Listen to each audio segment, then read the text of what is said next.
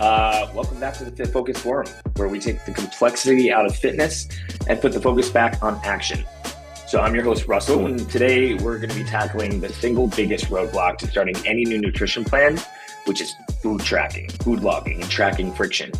So if you're a total beginner, or if you've tried logging your food and quit after like 3 days, which a lot of us have, because it felt like a full-time job, this episode is definitely your intervention.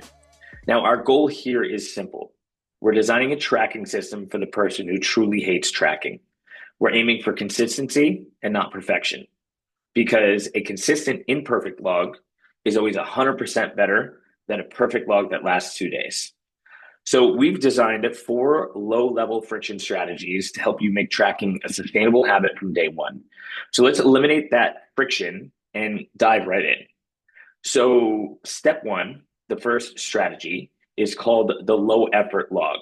We call this Pics, Palms, and Power. Thought we'd come up with something cute that you could easily remember. The traditional approach tells you to search a database, weigh food, and input your numbers. And that's a huge mountain of effort for a beginner. You know, it causes what we call log anxiety, the stress of tracking, and that's a huge habit killer. So what we're doing is we're replacing the log anxiety with the low effort log system, which combines visual awareness with an intuitive measurement method. So part A of this is the 2-second ritual. The ritual is simple. Before you take a single bite of anything, open your app and take a quick, simple picture of your entire plate with your hand next to it. That's it. You're not logging data yet. You're just building the habit of awareness. This step ensures you create a digital journey of every meal that you consume, which is powerful data in itself. Now, part B of this system is the hand check system. So immediately after the photo, we use the most accurate built-in portable measuring device that you own, which is your hand. So your hand is generally proportional to the rest of your body, meaning it's a perfectly calibrated tool for your caloric needs. So instead of typing grams, you're logging hands. So here's how we break it down.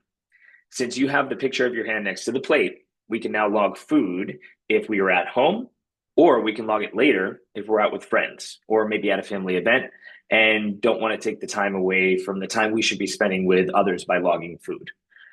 Do me a favor, anybody who's listening to this, if you are sitting at dinner with a bunch of your friends or your family, please do not whip out your MyFitnessPal and start logging food at the table, all right? It's going to take your time away from the important things in life. And we don't want this to take time away from the important things in your life, all right? We also don't want people yelling at us at the table because we're logging food, but also ignore the haters, right? We got to find the perfect balance between the two. So protein is the first one, and that is measured by your palm. 1 serving of lean protein, like chicken, fish, steak, tofu, or eggs, is the size and thickness of your palm, right? So this and this. So if your chicken is double the size, you log 2 palms. Now think of each palm as 4 ounces of protein approximately, which means that piece of chicken would be 8 ounces, right? So always remember, we got to think about the thickness as well as the size of your hand. And this is super easy to log without your scale. Moving on to vegetables, we're going to use the fist, right? So a serving of non-starchy vegetables like broccoli, leafy greens, or peppers is the size of your fist. This equals about 1 cup of veggies, and boom, easy to log when you have the time to pull out your phone. Now, carbohydrates, you're going to cup your hand. Okay, so a serving of dense, starchy carbohydrates like rice, oats, quinoa, or potatoes is what fits in 1 cupped hand. And this is approximately 2/3 of a cup of starch. Now, when I say a cupped hand, I mean like even to the top, not like when you're doing the big scoop of your protein powder. You know what I'm saying? And then we're going to move on to the fats. All right, this is the thumb. So a serving of fats, such as like olive oil, peanut butter, or a handful of nuts, size of your thumb, and equals 1 tablespoon or about 14 grams. So look at the photo that you just took, count the hands, and log that simple approximation. You're trading the frustration of 100% precision for the undeniable win of 100% consistency. Consistency is the most important thing in any fitness, weight loss, weight gain plan, whatever direction you're going in. So let's talk about strategy 2, eliminating the decision fatigue with the boring 80%. Now, it's not really boring, right? If you're tracking new experimental recipes every day, you're going to burn out. The process of searching, cross-referencing, and logging a new meal takes 5 to 10 times longer than logging a meal you already know. We call this decision fatigue. So when we maximize decisions, we maximize consistency. Your goal is to make 80% of your food weekly a simple, repetitive, and predictable food. This isn't about eating boring food, as I said just a moment ago. It's about making smart, structural choices. So you're going to find 2 or 3 breakfast options and 2 or 3 lunch options that are healthy, that you generally enjoy, and that fit into your macros and your goals. These are your staples. So you're going to stick with them. Now, you only log these quote unquote boring foods, 80% meals, perfectly once, right? Then you immediately save them in your app as a recipe or a template, depending on what app you're using. And then for the rest of the week, you simply tap load save meal or go to your favorites, depending on which app you're using. And that's it. It's super simple. It's already there for you. Instead of taking 10 minutes to log one meal, it's going to take you literally 20 seconds. This is how we eliminate the vast majority of tracking effort.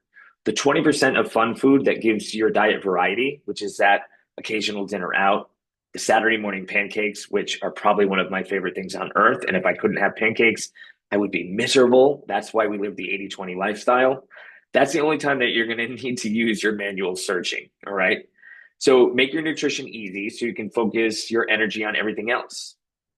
Now, the third strategy we're going to talk about today is called the daily budget meeting. That's what I like to call it anyway in the morning. This is your proactive power hour. So here's the biggest mindset shift. Stop using your app as a diary to record the past and start using it as a financial budget to guide your future. And I am not really good at budgeting. I've never been good at budgeting, but this is something that I've got good at because when I'm logging food for any one of my goals, it is the absolute best way to make sure that you stay on track. So your goal is to log your entire day's food at breakfast. Yeah, you heard me right. Log the whole day before the day really starts. This is my gold standard for when I'm tracking calories for a build or a cut. Now, you log your breakfast using your quick Pics and your Palms method from step 1 or your pre-saved lunch template from step 2, and then you add your intended dinner. Immediately, your app transforms from a reporting tool into a GPS system that's going to guide you through the rest of the day. You now see exactly how many calories and, crucially, how many grams of protein, carbs, and fat you have left for the entire day. So this gives you proactive power, right? You're now totally in control of your diet. You now have the calorie banking. You know that you have a dinner event in the evening. You can intentionally log a slightly smaller or leaner lunch, effectively banking a few hundred calories and maybe some fat grams for that meal out. And I say fat grams because we always want to remember that fat has 9 calories per gram as opposed to carbohydrates and proteins that have 4 calories per gram, right? So if you're going to bank calories, it's easier to bank the fats by eating like really low fat meats for lunch and then maybe enjoying some short rib for dinner. Oh, that just made me hungry. So your protein is totally locked in, right? At this point, and you see that you're 50 grams short on protein by the afternoon. So now you know immediately to mix in a protein shake or swap your planned midday treat for a high protein snack. You address the issue before the habit breaks. All right. So then we have the 3 p.m. save. All right. This is by logging your afternoon snack proactively, you prevent the moment of fatigue and decision fatigue making from sinking your day. So, if you're making that decision while you're fatigued, while you're hungry, and you're reaching for that snack in the afternoon, it's going to be an impulse decision, right? You want to eliminate that impulse because the decision is already made and logged for you. All right. So instead of reaching for, a bag of, deep fried Lay's potato chips, you've already logged what you're going to eat. Make sense? It really, really, really, the snack part is one of the biggest things. That and the banking food for the end of the day. My favorite part is knowing how many calories I have left over so that if I want to sit on the couch and have a glass of wine at the end of the day, I know that I'm going to cut my carbohydrates, my starchy carbs, maybe in half for my dinner, right? So there's all different ways to go about this. Don't cut your protein out to have a glass of wine, guys. All right. And try not to eat, drink 7 glasses of wine instead of having a full dinner. We have to know our limits. We still want to eat healthy, but leave yourself room to enjoy the things that you like to enjoy. So fourth approach here would be the 1 meal on ramp. Okay. You want to try to build stability before complexity in your food logging. So if after hearing all of this, the thought of logging even a full planned day still feels like too much, we're going to use the one meal on ramp method instead. This is the non negotiable starting point for the true beginner. You don't have to tackle the whole day at once. You are going to choose the single easiest meal to track, usually breakfast, and then you're going to commit to logging only that one meal perfectly for 7 consecutive days. This is critical because you're not just logging food, you're building a habit loop. And once you have 7 days of success with the breakfast logging, you have proven to yourself that you can do it, right? It's turned into a ritual. Only then, after a successful week, do you add the next easiest meal, which is lunch. You track breakfast and lunch for the following 7 days. And then this graduated approach ensures that the new habit is stable and wired into your brain and requires almost no willpower, guaranteeing a successful and sustainable start to your tracking journey. So, the whole thing about habits is they deal with a part of your brain that you don't control, right? I always like to use this example. Every morning I get up, I pee, and then I brush my teeth. I can guarantee you that when I'm peeing and brushing my teeth, I am not thinking. The last thing I'm doing is thinking. I have not even opened my eyes yet. But that part of my brain that controls habits is just working on its own. So what we're doing here and what we're doing in all parts of our fitness journey is we're trying to develop these healthy habits that are just going to happen eventually without us even thinking about it, right? And eventually it's going to turn into a place where you don't even need to track food at all because you just know how to make healthy decisions and you know when you're eating 20% and 80%, right? It's going to eventually get to that place. It's not going to happen overnight. It's going to take a lot of hard work. It's going to take a lot of applying the things that we just talked about. But if you do these things, it's not always going to be as difficult as it seems that it is right now, right? So by applying these 4 low friction rules, you can bypass the log anxiety and turn tracking from a dreadful chore into an effortless part of your success strategy. And that's the strategy. You've got Pics, Ponds, and Power, the boring 80%, which is not really boring because you can make the food exciting. The daily budget meeting in the morning with yourself, which honestly, I think is one of the most important ones.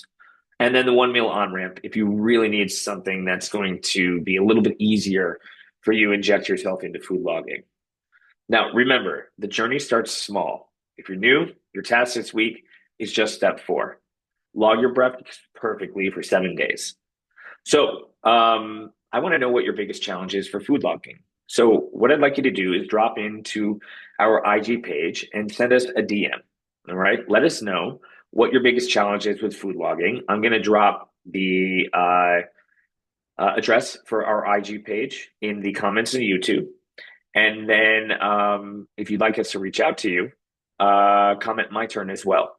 All right. We're going to connect to set up a free chat to talk about taking the stress and anxiety out of trying to lose weight and finally feeling like you can do this without constantly giving up and pulling your fucking hair out all the time. All right. So for those of us that do have hair, I am not one.